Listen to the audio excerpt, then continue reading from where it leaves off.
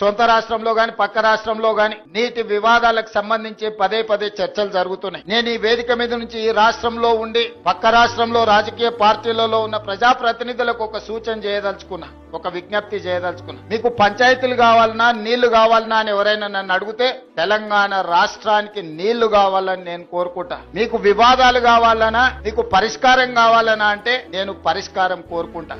నీళ్ల వివాదం ముసుగులో రాజకీయ ప్రయోజనం పొందాలి అని మా ప్రభుత్వం, మా పార్టీ భావించడం లేదు.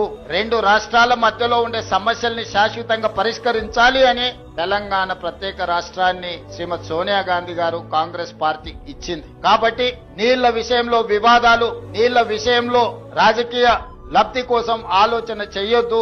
రాజకీయాలకు అతీతంగా మనం ఈ రోజు ఆలోచన చేసుకొని పరిష్కరించుకోవాలి. ఈ పరిష్కారాలకు చర్చలు ఒక్కటే పరిష్కారము. న్యాయస్థానాల దగ్గరనో ఇతరుల దగ్గర పోయి పంచాయతీ తెంచుకునే కంటే మనమే కూర్చొని మన సమస్యల్ని సామరస్య పూర్వకంగా పరిష్కరించుకోవాలనేదే మా విధానము.